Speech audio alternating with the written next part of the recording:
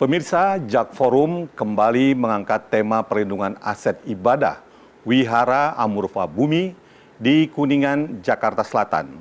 Isu ini penting untuk kembali diangkat agar mendapat perhatian seluruh stakeholders, khususnya pemerintah.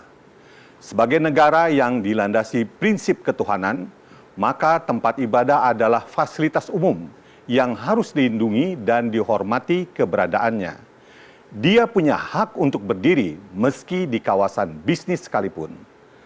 Telah hadir dua narasumber, yakni Bapak Indra Gunawan selaku pengurus Wihara Amurfa Bumi dan Bapak Widodo Dwi Putro, dosen Fakultas Hukum Universitas Mataram.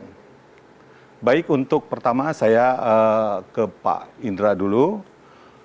Pak, agar pemirsa memahami kasus ini, mungkin Bapak bisa ceritakan sejarah Wihara Amurfa Bumi, termasuk kepemilikan tanah dan akses jalan menuju wihara yang kini menjadi objek sengketa. Silakan, Pak. Terima kasih, Bapak. Saya akan jelaskan pertama-tama adanya wihara dulu adalah Bio. Bio itu adalah tempat ibadah orang Buddha. Pada waktu itu memang namanya bukan Bio. Kalau di agama Muslim itu Musola? Musola, betul. Lebih kecil ya, Pak? Nah, kecil. Jadi sekitar kecil tahun berapa, Pak? Itu tahun udah 50 tahun yang lalu lah. Nah, terus berkembang-kembang itu. Dari situ namanya Cetia, Pak. Kalau agama Buddha itu Cetia untuk sembahyang para di lingkungan situ yang bersembahyang di situ. Karena banyaknya penduduk beragama Buddha di situ. Jadi ada yang menghibahkan jalan masuk ke dalam. Dalam masuk, istilahnya jalan itu adalah jalan bersama dulu. Dan berdampingan dengan kali, Pak. Kali itu Kali Tiong, Pak. Kawasan itu pada saat itu Kumuh. perumahan Ya, atau? perumahan, bukan, Pak. Tanah kosong semua, Tanah kosong, Pak. Pak? Iya, semua. Tanah kosong. Tapi kiri kanan itu semua penduduk, banyak penduduk gitu. Baik. Sampai tanah itu diuruk oleh wihara untuk dibangun. Nah, Sampai berdirinya sampai sekarang, Pak? Ya.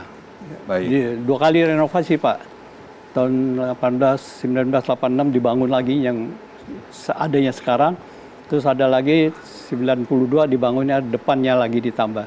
Jadi menjadi mega, diharapkan itu adalah wisata religius agama Buddha. Karena situ di lingkungan SCBD itu, Pak, semua. Jadi orang yang beragama Buddha apapun bisa sembahyang di sana, Pak. Jadi kita ini. Ada sertifikatnya, Pak? Ada. Hak pakai ya? Karena yayasan, Pak, dikasihkan sertifikat hak pakai. Betul. Nah, dengan prosedur apa yang kita ikutin, ada keterangan tidak sengketa, penguasaan hak dan sebagainya. Akhirnya keluarlah sertifikat kepada Yayasan Amurfa Bumi di sana. Ya, karena dalam satu amparan wihara itu ada. Luasnya berapa, Pak?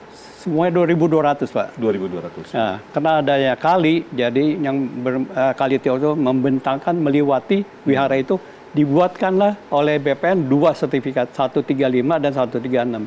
Baik. Nah, karena di situ ada potongan Kali Tiong itu, jadi nggak bisa dibikin satu amparan, satu sertifikat. Jadi karena 2 ya? Jadi 2 sertifikat. Kemudian kapan, Pak, gugatan dari PT Dana Taru itu muncul, Pak? Tahun 2002 bulan Juli. 2002 ya? Dia memberikan kita somasi. Pertama, kita nggak hadir. Kedua, kita hadir ke sana. Isinya apa, Pak?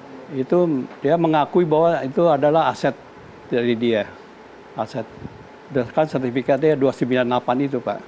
Padahal tanah itu sudah sejak puluhan tahun Bahkan menjadi akses masuk menuju ke wihara. Wihara, betul. Itu hanya. Nah, sementara PT itu kapan, Pak, masuk? 98. 98. Ya, itu PT itu adalah dijual belikan terus, Pak, PT-nya. Sehingga terakhir adalah pemiliknya PT Dana Taru itu, Pak. Oh, iya. PT Dana Taru. Dia jual cesi, Pak. Oh, jual cesi ya, Pak? Jual cesi. Jadi kepemilikan. Saya di sini menyatakan bahwa dia bukan beli tanah, Pak. Dia beli sertifikat. Maksud Bapak tidak melihat secara ke fisik? Lokasi, ya, betul, ke lokasi. Sedangkan itu lokasi kita yang masuk ke wihara itu sudah di tembok, Pak. khusus masuk ke wihara udah di tembok sekelilingnya. Sejak kapan Pak di temboknya itu? Sudah tahun 90-an, Pak. Berarti tembok lebih dulu ada daripada Sertifikat diterbitkan. sertifikat diterbitkan. Iya. 98. Oke, ini kan sejarah perlu Pak. Iya, betul. Baik. Baik, apa yang sudah dilakukan oleh wihara untuk mempertahankan hak atas akses tanah menuju ke wihara tersebut? Kebetulan pada waktu itu kita disomasikan, kita balas somasi, besoknya digugat ke pengadilan Ke PN Jakarta Jakarta Selatan. Dalam gugatan-gugatan itu dia pihak BPN pun tidak memihak, sedangkan BPN sendiri digugat juga Pak, gugat yayasan, BPN digugat. Tapi waktu itu orang BPN, Biro Hukumnya hadir di situ, tidak bisa berbuat apa-apa, seolah ngikutin mereka lah gugatan itu. Baik, saya potong Pak. Jadi yang digugat itu wihara ya Pak ya?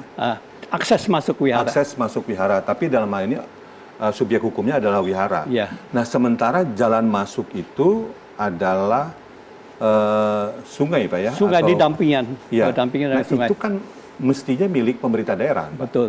Berarti ada pihak yang tidak turut digugat. Betul. Kurang pihak gitu Pak. Betul, kurang pihak. Seharusnya putusannya NO, Pak. Ya, karena berjalannya gitu, kita hadir di situ, dan saya minta supaya di PS pemeriksaan setempat, kita jelaskan, ini kali ini ada kali Tiong milik Pemda dan sebagainya. Dan di situ pun dipasang pelang. Aset ini milik, kali ini ada aset dari Pemda gitu, Pak.